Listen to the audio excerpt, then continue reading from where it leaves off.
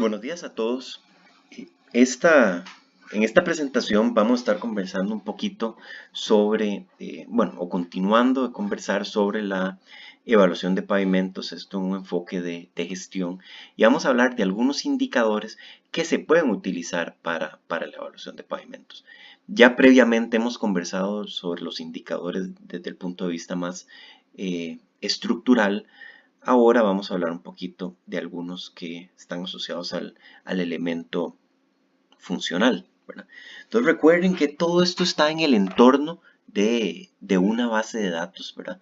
Una base de datos de gestión o utilizarse, o que está planificada para utilizarse con fines de gestión y pues idealmente vamos a estar recolectando mucha información. Entonces tenemos que estar claros qué es lo que vamos a estar haciendo con esta información, ¿verdad?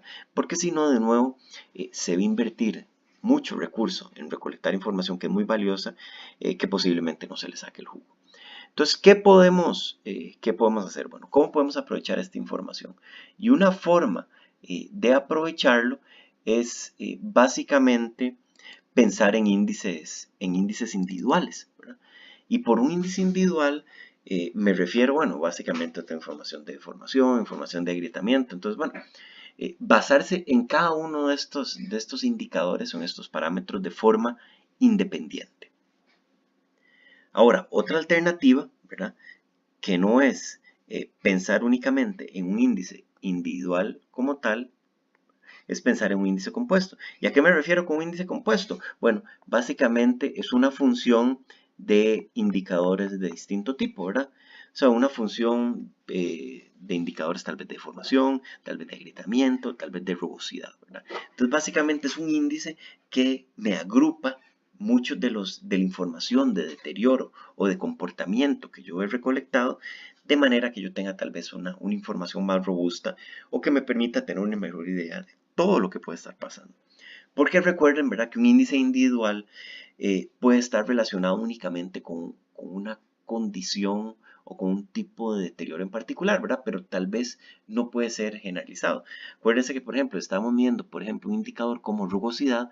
Podría ser que, bueno, tenga un problema de rugosidades a nivel superficial, eventualmente problemas hasta de deslizamiento, ¿verdad? Son temas funcionales, pero estructuralmente la carretera puede estar bien. Caso contrario podría ser el agrietamiento. ¿Okay? Entonces son alternativas que tenemos. Entonces veamos unos ejemplos de índices individuales. Y por ejemplo uno es abollamiento, ¿verdad? Entonces, por ejemplo, mi administración podría definir si yo tengo una profundidad de rodera mayor a 3.4 milímetros, entonces requiere una sobrecapa. O por otro lado, ¿verdad? Si más bien tengo un área agrietada del 10% y menos del 10% con baches, entonces podría ser que lo que requiero más bien son reparaciones a nivel de bache, reparaciones a nivel de base y bacheo muy puntualizado. Ahora, índices compuestos. Como les decía, ¿verdad? Es una combinación de varios índices simples o varios tipos de deterioro.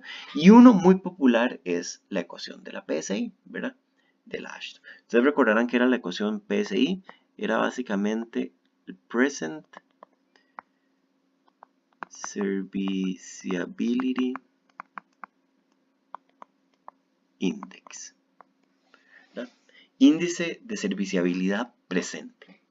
Y como recordarán, ¿verdad? El PSR o esta nota de serviciabilidad presente se medía o la medía básicamente un panel de evaluadores que se tenían que sentar en un vehículo y posterior a transitar por un tramo de carretera en particular iban a asignar una nota. Como eso no es viable, ¿verdad? Hacerlo continuamente, lo que se hizo fue correlacionar esas notas subjetivas con observaciones que yo puedo medir en campo de deterioro de condición, como por ejemplo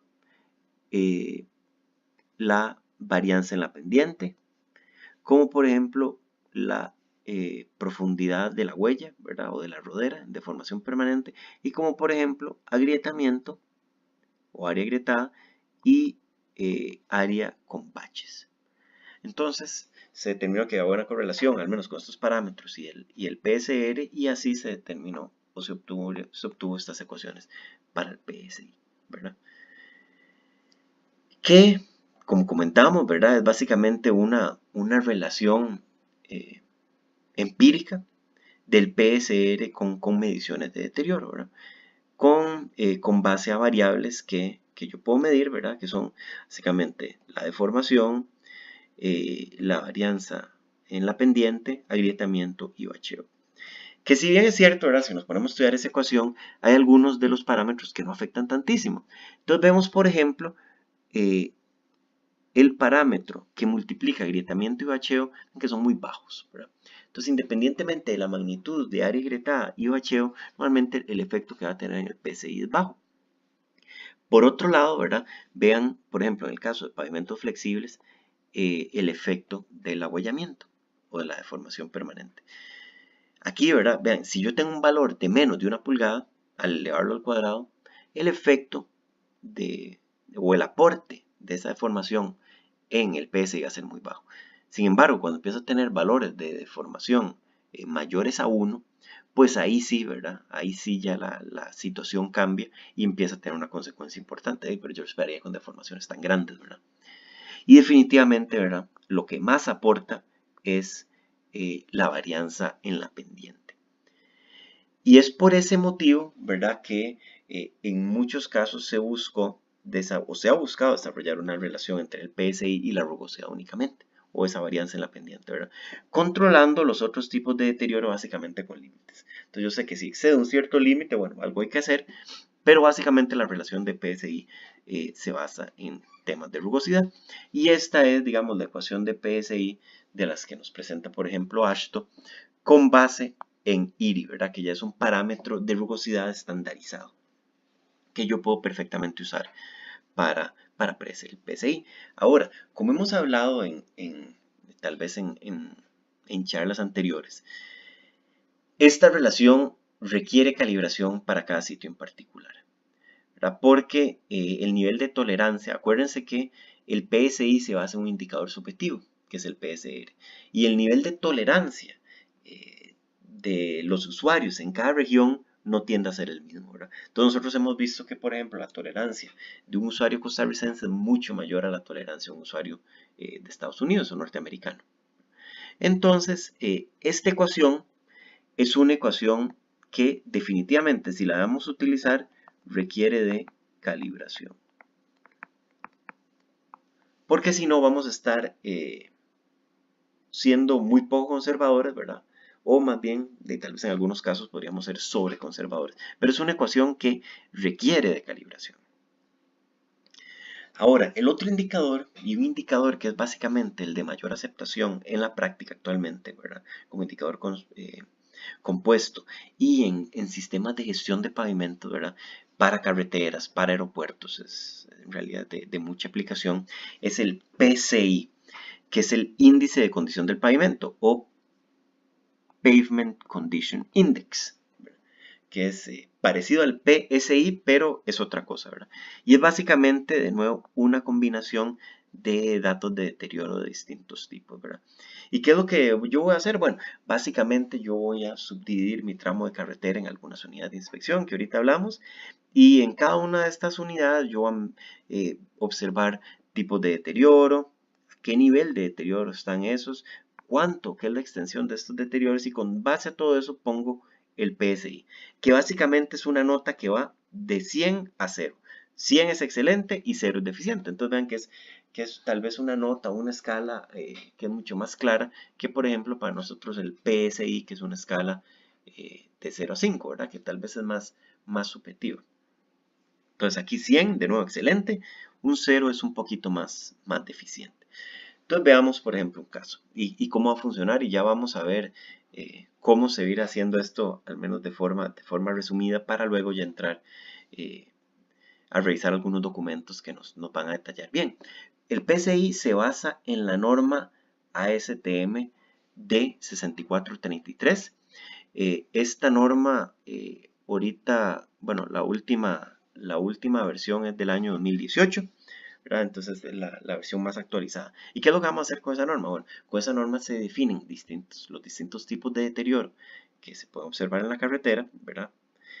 Y cómo castigo yo mi pavimento con base a esos tipos de deterioro, ¿verdad? Con base a la severidad, a la extensión y la cantidad de los deterioros. Entonces, por ejemplo, ahora yo tengo una carretera como esta, yo voy a tener que ir a hacer mediciones de campo y voy, por ejemplo, a darme cuenta que tengo 36 metros de grietas longitudinales de severidad media. Eso, ¿verdad? Cuando hagamos el análisis vamos a ver que eso corresponde a 5 puntos. Entonces a mi nota 100, por estas grietas yo le voy a restar 5 puntos. Pero adicionalmente tengo 176 metros de grietas transversales de una severidad alta. Y eso yo lo voy a castigar con 10 puntos. Igual, ¿verdad? Que tengo roderas. Son roderas de severidad baja, pero bueno, por el área de roderas que tengo, eso corresponde a 10 puntos. Y tengo por ahí también agrietamiento en bloque de una severidad media. Y eso me corresponde a 20 puntos. Todo eso, ¿verdad? Cuando yo sumo esos 10 más 5 más 20, ¿verdad? Son 45. Eso yo lo resto de 100. Y por tanto mi nota de PSI es 55. Que podrán ver es una nota bastante regular, mala, ¿verdad? Vámonos por ejemplo a la escala anterior. Vean que ya un 55 está ya ahí pasando la condición inadecuada. Entonces veamos a ver cómo se hace ese cálculo del PSI. Básicamente es un cálculo por etapas y aquí lo estamos viendo únicamente de forma conceptual. Entonces lo primero va a ser inspeccionar mis unidades de medición, ¿verdad? Y en esas unidades de medición, bueno, yo voy a tener que cuantificar muy bien qué tipo de agrietamiento tengo. Vean que aquí no estoy hablando de ningún tipo de pavimento en particular. La metodología PSI funciona tanto para pavimento rígido como para flexible. Y la norma contempla los dos y básicamente, bueno, están los deterioros de ambos tipos, ¿verdad? Entonces, dependiendo del tipo de estructura que yo tenga, pues así van a ser los deterioros que yo voy a observar y así van a ser las deducciones que voy a hacer. Pero básicamente, empiezo inspeccionando mis unidades de medición, ¿verdad? Y como segundo paso, vamos a pasar a unas tablas o a unos gráficos más bien de deducción. Entonces, con base en la cantidad o en la densidad del deterioro que yo observé, voy a obtener esos valores de deducción, que básicamente son esos valores que me hagan restar de la nota perfecta, ¿verdad? Más adelante yo voy a tener que ajustar de una forma u otra, pero vamos a ver que básicamente eso son. Como tercer paso, ¿verdad? Yo simplemente sumo los valores de deducción asociados a todos los deterioros que tengo. Y con base a eso, bueno, vamos a tener que pasar un paso que ya vamos a ver en un momento, que es básicamente ajustar el valor o corregir el valor de deducción total. Y ese valor de deducción total máximo yo lo voy a restar de 100 y ese va a ser mi PSI, ¿verdad? Que es la nota que yo voy a estar asignando al pavimento. Entonces vamos a empezar por identificar esas unidades de muestra. Ahora, si estamos hablando de un sistema de gestión, ¿verdad? De toda una red, posiblemente sea imposible o poco factible o restrictivo desde el punto de vista económico evaluar absolutamente toda la red, ¿verdad? Entonces normalmente yo voy a dividir mi red en secciones. Y esas secciones adicionalmente las voy a dividir en unidades de muestra, que unidades de muestra básicamente son las que yo efectivamente voy a muestrear, ¿verdad? Entonces básicamente para cada sección de mi red yo voy a muestrear unos ciertos puntos o unas ciertas unidades, ya sea de forma aleatoria o la norma me recomienda una forma en particular que ya vamos a discutir, y ahí es donde voy a medir, ¿verdad? Y voy a suponer que eso aplica para toda mi sección. El sistema Paver, ¿verdad? Que es uno de los software de gestión más populares, ¿verdad? Que es utilizado en muchas partes del mundo, principalmente en Estados Unidos, en Norteamérica, hace algunas recomendaciones. Entonces, por ejemplo, recomienda que una unidad de muestra debería ser para un pavimento flexible de más o menos 230 más 90 metros cuadrados. Ven que esto es un área, ¿verdad? Entonces esto definitivamente va a depender de cuántos carriles tenga yo, del ancho de carril, etc. Y para pavimentos rígidos, la recomendación normalmente es, bueno, es un poquito más de área, ¿verdad? De 465 más menos 185 metros cuadrados. Ahora, no todas las unidades de muestra deben tener el mismo tamaño, eso puede variar, ¿verdad? Y eso es, tal vez en pavimentos flexibles es más atípico, pero, por ejemplo, en el caso de pavimentos de aeropuerto, esto es muy común, ¿verdad? Porque la estructura, bueno, tengo áreas de taxeo, tengo pistas, tengo rampa, etc. Entonces, es a veces definir áreas del mismo tamaño no es práctico, ¿verdad? Entonces, eso se puede variar. En el caso hay algunas recomendaciones adicionales, ¿verdad? Por parte de la muestra para el caso de pavimentos rígidos o aeropuertos, ¿verdad? Entonces, y esto tiene que ver con el uso de losas. Si yo tengo losas que tienen una longitud menor a 8 metros, entonces yo puedo normalmente utilizar el área de la losa o básicamente tener áreas, unidades de más o menos 20 más menos 8. Ahora, si tengo losas de una longitud mayor a 8 metros, lo ideal va a ser romper estas losas o subdividir las losas, ¿verdad? Entonces, con un valor máximo de 8 metros de longitud. Entonces voy a tener que estar haciendo ya como unas juntas imaginarias en mi pavimento. Entonces vean, por ejemplo, si tengo una estructura de pavimento como esta, son 4 carriles, con losas de 50 pies de longitud, pues lo que podemos hacer o lo que tocaría hacer básicamente es dividirlas, ¿verdad? Entonces vean que yo las voy a estar partiendo en losas individuales y una losa entera, ¿verdad? Una losa de 50 pies de longitud, pues básicamente debe estar compuesta por 2 losas virtuales, ¿verdad? Y porque eso me va a facilitar un poco el análisis más adelante. Pero eso básicamente son recomendaciones. Y las recomendaciones ideales más bien son estas, ¿verdad? Yo les recomiendo quedarse con estas sugerencias por parte de Paver. Y esto nos va a ahorrar más bien eso, algunos problemillas después. Igual, ¿verdad? Para pavimentos flexibles, la mezcla recomienda que la longitud de la unidad de muestra no debería ser mayor a estos valores, ¿verdad? Dependiendo del ancho de la calzada.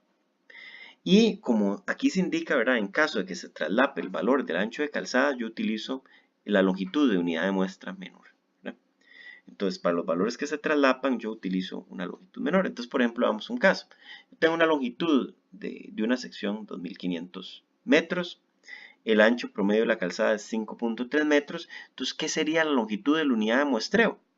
Bueno, nos vamos a la tabla anterior y vamos a buscar dónde calza ese ancho de calzada de 5.3 metros, ¿verdad? Que yo sé que está en este rango, está en este rango, está en este rango, está en este rango. Ya en el último no está, pero entonces yo voy a escoger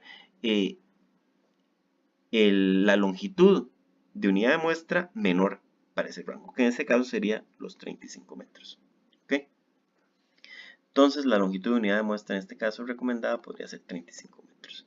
Y el total de unidades de muestreo básicamente va a ser, ¿cuánto voy a ocupar yo? Bueno, la longitud del proyecto, que es 2500 metros entre los 35 metros de la unidad de muestreo, ¿verdad?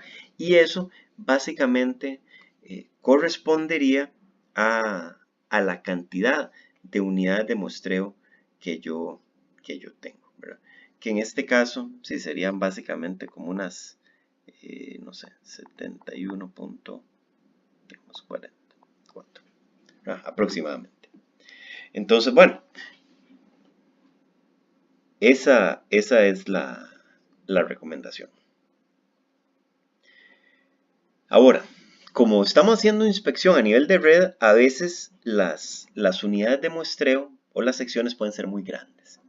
Entonces, como máximo, la recomendación es tener 200 unidades de muestreo, porque si no, al final vamos a terminar evaluando de prácticamente toda la sección y eso es parte también de lo que se quiere evitar porque se requiere un recurso muy importante, ¿verdad?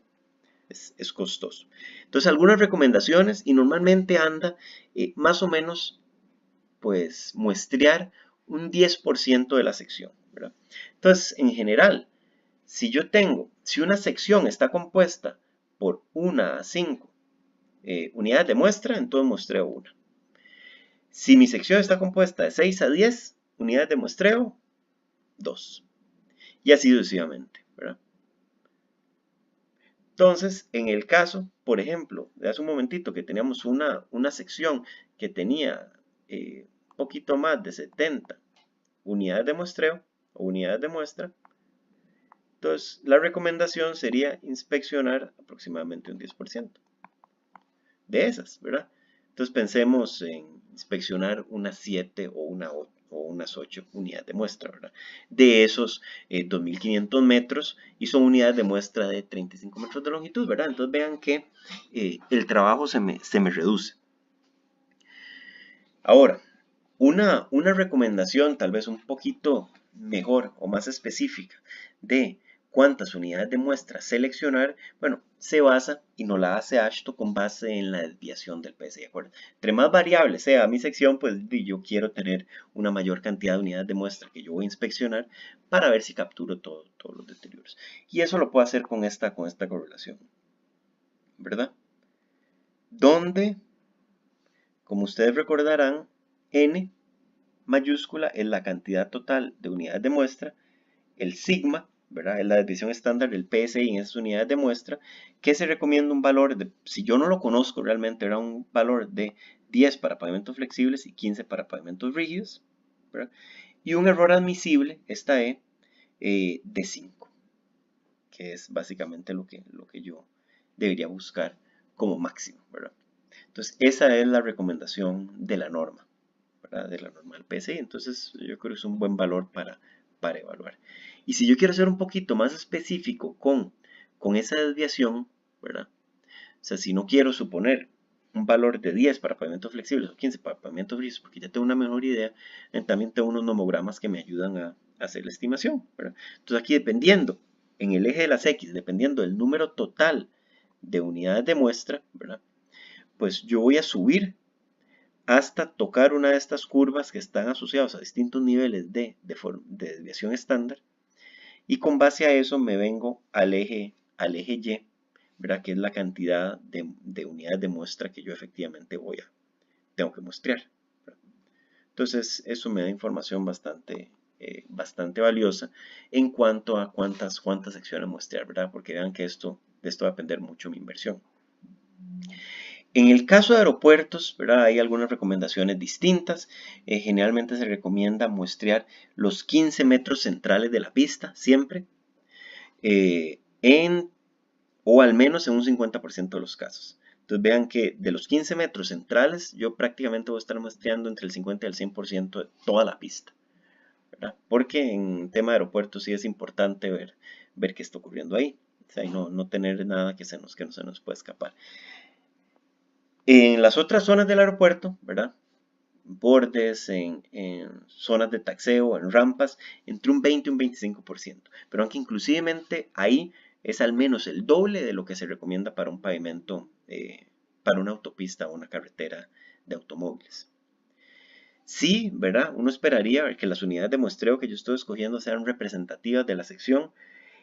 Y pues para garantizar eso, ¿verdad? Sería bueno que inicialmente se recorra la sección para ver que efectivamente lo que yo voy a muestrear es representativo.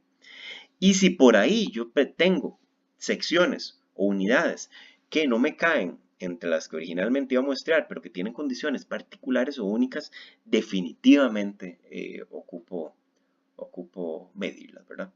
Porque son condiciones particulares que tal vez están ubicadas en un único sitio, ¿verdad? Pero que se pueden extender o son temas puntuales que me van a afectar la condición genérica general del pavimento que yo podría tal vez corregir, ¿verdad?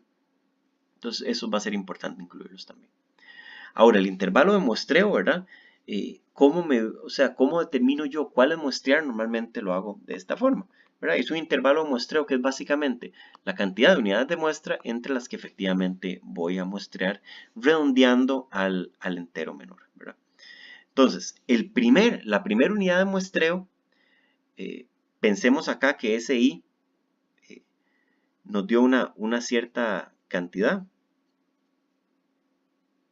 O sea, digamos 5 unidades. Entonces, la primera unidad, ¿verdad?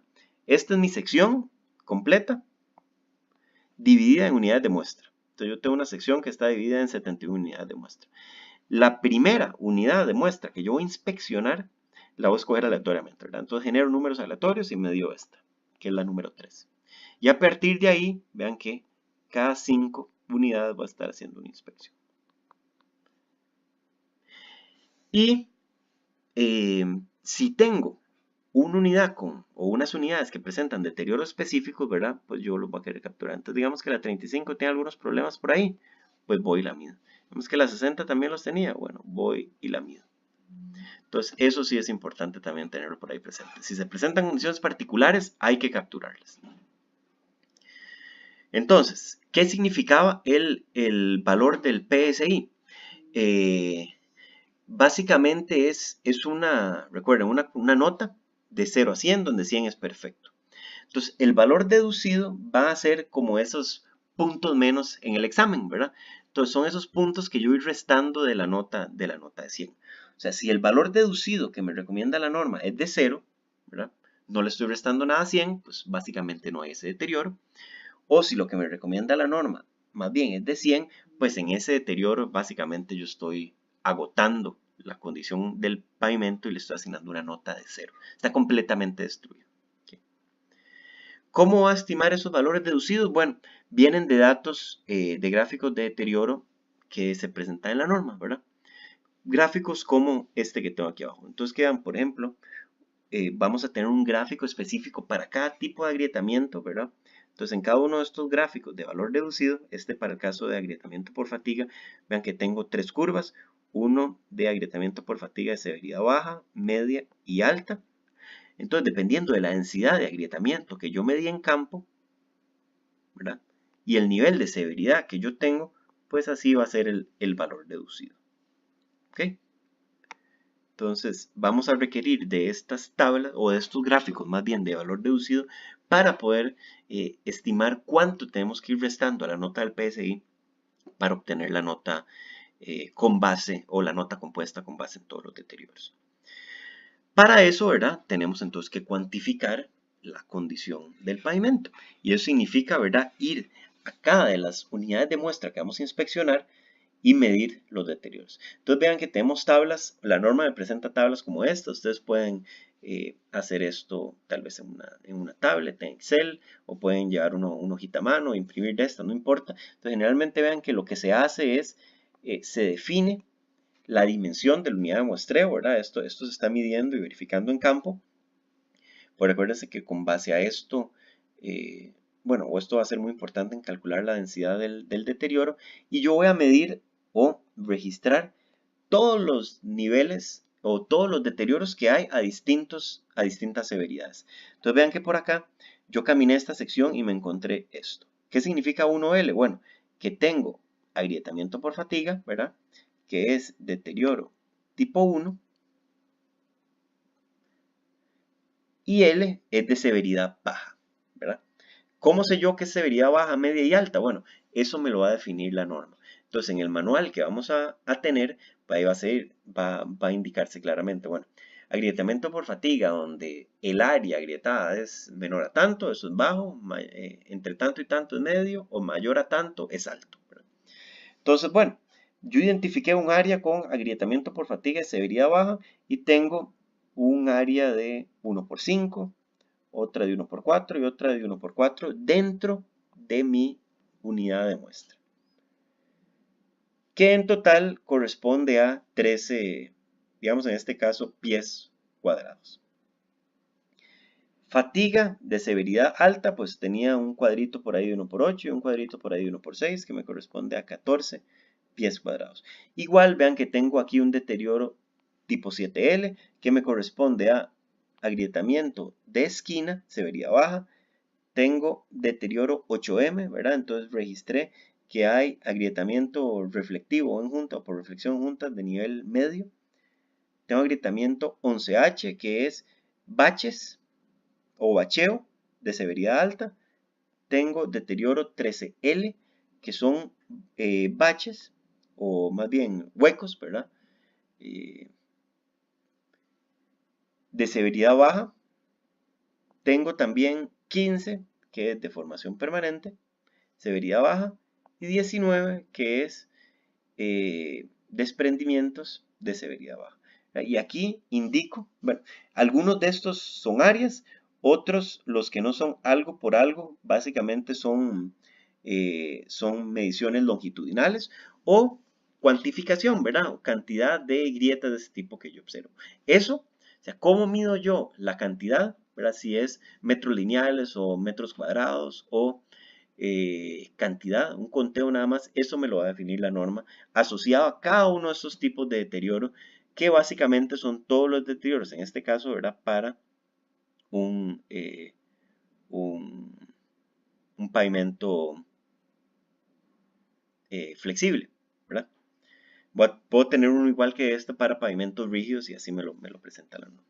Entonces vean que yo sumo el total de cada uno de estos deterioros y esta densidad, ya vamos a ver ahorita, pero es básicamente el total o la extensión del deterioro entre el área de mi unidad de muestra por 100. Y con base a eso calculo el valor reducido. Entonces vamos viendo ahorita cómo se hace. Entonces lo primero va a ser para cada tipo de deterioro sumar el total de deterioro que yo tengo a cada severidad dentro de mi unidad de muestra. Que como les decía, ¿verdad? Puede ser metros cuadrados, puede ser metros o puede ser número de ocurrencias. Eso me lo define el manual de inspección. Como segundo paso, pues vamos a tener que agarrar esa cantidad de deterioro, ¿verdad? Y a cada severidad, ¿verdad? Es independiente por tipo de severidad. Y lo vamos a dividir por el área total de la unidad de muestra. Y eso lo va a multiplicar por 100. Y si me regreso, eso es básicamente esta densidad. Y con base a esa densidad, pues yo voy a poder determinar el valor deducido asociado a cada tipo de deterioro para cada severidad. Ahora, ya teniendo los valores deducidos, aquí vamos a entrar en un proceso, digamos que iterativo, ¿verdad? Y ya lo vamos a ver con un ejemplo. Entonces, si yo solo tengo un valor deducido que es mayor que 5 en caso de aeropuertos, de todos los deterioros a distintos niveles de severidad que me di, o si solo tengo dos valores deducidos mayores a 2 para el caso de carreteras, utilizo ya esos valores deducidos y ya terminé mi análisis. Si no es así, voy a tener que ordenar todos los deterioros por valor deducido de mayor a menor, ¿verdad? Y voy a tener que calcular este M, ¿verdad? Que es una máxima cantidad de valores deducidos por unidad de muestra. ¿Qué quiere decir eso? Bueno, que aunque yo tenga 100 tipos de deterioros a distintas severidades y cada uno con un valor reducido, pues yo solo voy a cuantificar esta cantidad de valores deducidos. O sea, solo los valores deducidos mayores, ¿verdad? Porque lo estoy ordenando de mayor a menor, hasta el M, hasta el mésimo valor deducido yo voy a utilizar, ¿verdad? Y eso lo va a calcular con esta forma. Y ya esto lo vamos a aclarar con un ejemplo. ¿Ok? Entonces, ¿cómo calculo ese máximo número de valores deducidos que yo voy a tener que utilizar? Bueno, con esas formulitas o con una tabla como esta, ¿verdad? Y vean que el valor reducido máximo siempre va a ser, o la máxima cantidad de valores deducidos que yo voy a tener es 10. Pero puede ser un valor menor a eso, con base a esta relación. Y ¿verdad? Este máximo dB es el máximo valor deducido de todos esos que yo tengo, ¿verdad? Es el mayor que yo obtuve. Entonces vamos a reducir el número de valores deducidos a m, incluyendo la fracción, ¿verdad? Porque vean que ese m posiblemente no me dé un número cerrado, me va a dar, no sé, 5.1. ¿Qué quiere decir eso? Bueno, que voy a escoger los 5 valores deducidos más grandes y el sexto solo va a agarrar el 10%, el punto 1, ¿verdad? Entonces estoy aprovechando esos 5.1 valores deducidos. Si, por supuesto, si tengo menos de esos 5.1 valores deducidos en mi sección, ¿verdad? Digamos que tenía pocos deterioros, entonces los utilizo todos. Ahora, vamos a proceder entonces a determinar el número de valores deducidos que son mayores que 5 en el caso de aeropuertos o mayores que 2 en el caso de calles. Y a esto lo vamos a denominar como un Q, ¿verdad? Y esto es algo que me va a servir porque yo voy a tener que iterar mi proceso hasta que este valor Q, ¿verdad? Que es básicamente la cantidad de valores deducidos mayores a 5 en el caso de aeropuertos o mayores a 2 en calles, sea 1, ¿verdad? Entonces ese va a ser un proceso que va a ser iterativo. Entonces, en este proceso, ¿verdad? Vamos a, bueno, contabilizamos cuántos valores deducidos mayores a 5 o a 2, si son aeropuertos o carreteras, vamos a tener. Vamos a calcular el valor deducido total, que es básicamente la suma de los valores deducidos hasta m, ¿verdad? Y voy a determinar un valor deducido corregido con base en el valor deducido total y el Q. Y eso lo utilizo con base en una tabla como esta, y hay tablas que son para pavimentos rígidos y para pavimentos flexibles, ¿verdad? Entonces vean que el valor deducido total, no sé, mi valor deducido total era de 80, tengo un Q de 2, entonces mi valor corregido va a ser, no sé, 65.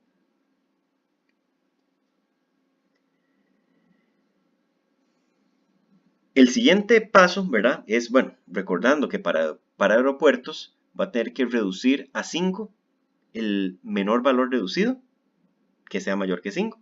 Entonces, de todos los valores deducidos que yo tengo mayor a 5, el menor lo voy a fijar a 5. O sea, lo voy a hacer, no importa el valor que tenga, que es mayor que 5, lo voy a convertir a 5. Si es para calles, lo voy a hacer a una escala de 2. Y voy a repetir ese proceso, ¿verdad? ¿Qué pasa ahora que cambié ese valor deducido a 5 o a 2? Bueno, vuelvo a calcular la suma de los valores deducidos, corrijo el valor deducido total y calculo de nuevo el Q. Y voy a repetir ese proceso hasta que el Q sea igual a 1.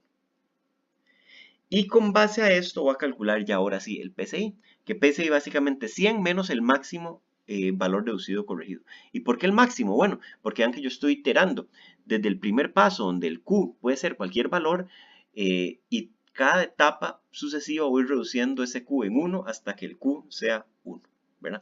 Básicamente hasta que únicamente existe un valor deducido que es mayor a 5 para aeropuertos o mayor a 2 para carreteras. Tal vez ahorita eso suena un poquito confuso, pero vamos a ver que ahorita con un ejemplo es relativamente sencillo. Y al final, ¿verdad? Esto es para mi unidad de muestra. Entonces yo hago esto para cada unidad de muestra y el PSI ya para la sección es básicamente el promedio ponderado por las áreas de mi unidad de mi sección, de las distintas unidades de muestra. Entonces, si todas las áreas son iguales, ¿verdad? Si todas las unidades de muestra tienen la misma área, es muy fácil, es simplemente el promedio. Si no, sí tengo que contemplar el área en ese promedio, pero es sencillo. Entonces pensemos ahora sí, tenemos un caso, veamos este caso, tenemos un ejemplo. Entonces yo medí, fui a mi sección, determiné que para mi sección yo ocupaba una cierta cantidad de unidades de muestra, que son estas que tengo acá, y hice la escogencia. Entonces vean que muestré la unidad de muestra 3, la 8, la 13, la 18, así sucesivamente hasta la 68. Y vean que me voy brincando ahí una cierta cantidad, voy como de 5 en 5. Y para cada una de estas unidades de muestra que yo inspeccioné, se hizo la evaluación visual y se cuantificó los deterioros que había. Entonces, por ejemplo, para la unidad de muestra 3, yo determiné que había cuero lagarto de severidad baja y severidad media. El área de la unidad de muestra, ven que aquí todas las unidades tienen la misma área. Y esta medida es la cantidad total de cada uno de esos deterioros a cada severidad que yo tengo. Entonces, para cada una de estas unidades de muestra, yo voy a tener que calcular el PCI. Entonces, hagamos un caso. Y pensemos en la unidad de muestra 23, esta acá, que tiene 4 tipos de deterioro identificados. O bueno, básicamente tiene 3 tipos de deterioro, pero uno, que es el cuero lagarto, es de 2 severidades. Entonces casi que se cuantifica como 2 tipos de deterioro distintos.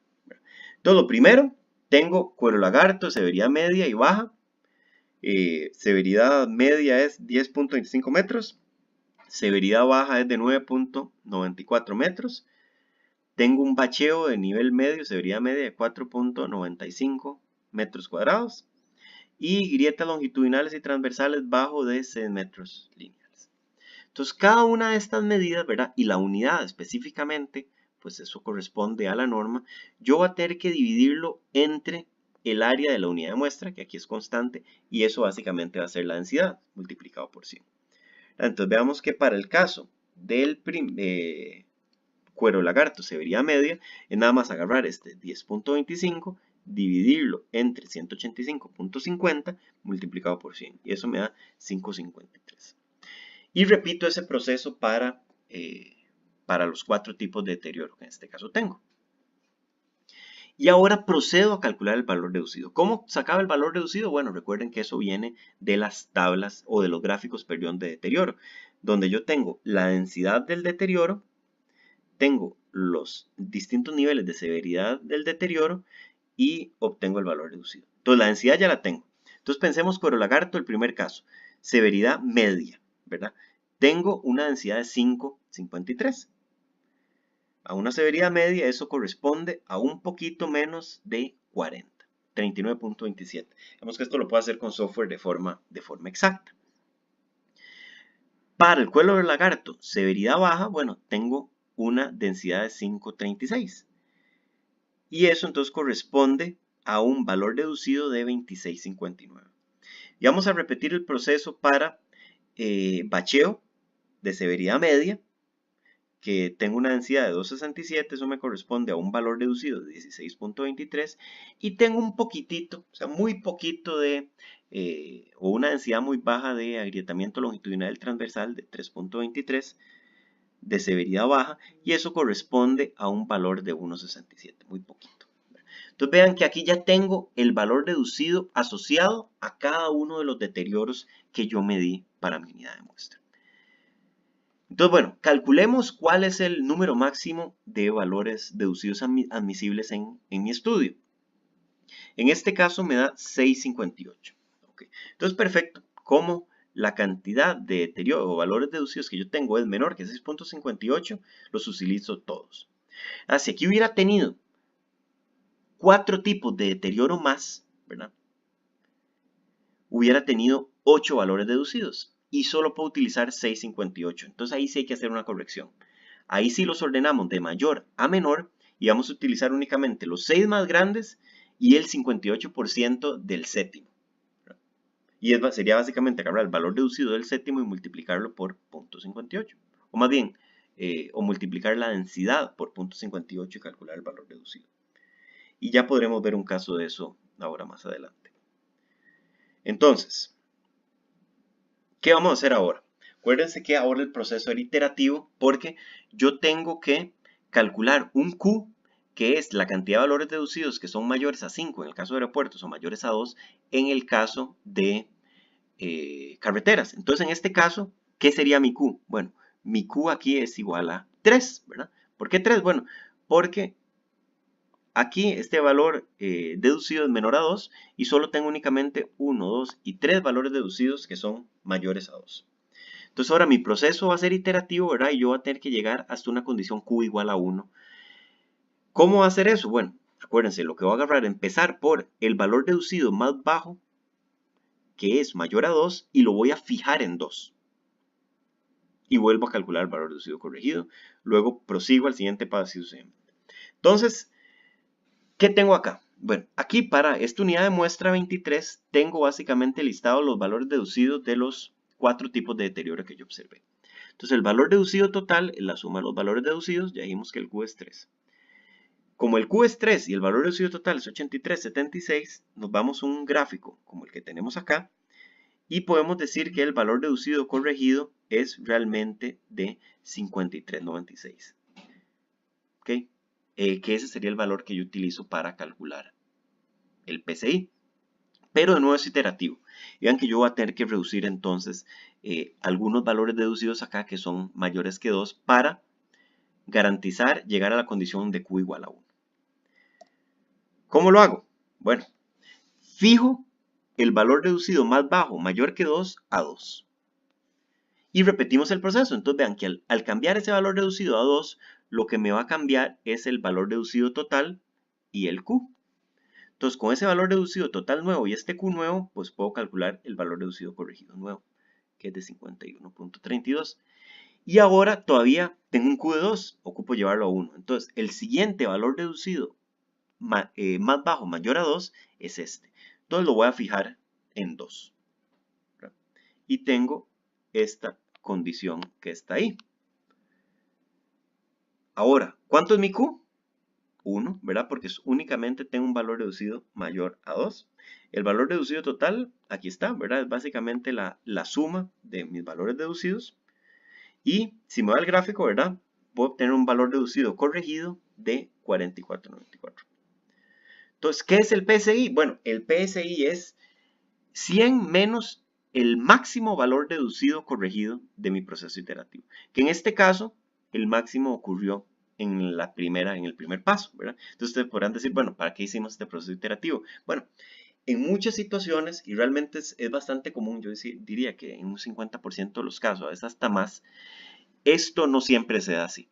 En muchos casos ese valor reducido por la combinación de Q y valor reducido total que yo voy a tener, ese valor puede brincar para arriba, ¿verdad? Entonces, cuando esto ocurre, pues yo tengo que estar muy claro de cuál es el valor deducido corregido máximo. Entonces, como el valor reducido corregido máximo en este caso es 53.96, el PSI va a ser 100 menos 53.96, que sería 46.04. ¿Qué es lo que tenemos acá para mi unidad de muestra 23? Lo mismo hacemos para todas mis unidades de muestra inspeccionadas, ¿verdad? Y lo que me corresponde ahora es calcular el PSI para la sección, ¿verdad? Que es un PSI único promedio para toda esta sección. Que como todas las unidades de muestra tienen la misma área, sería básicamente el promedio del PSI de cada una de las unidades de muestras inspeccionadas, que en este caso corresponde a un 70.63, ¿verdad? Que digamos que está a punto de llegar a una condición media malona, pero todavía digamos que está pasando. Pensémoslo en términos de notas, digamos que todavía está aprobando, pero ya la cosa va un poquito mal. Entonces, eso sería un ejemplo de cómo calcular el PSI. Muchísimas gracias.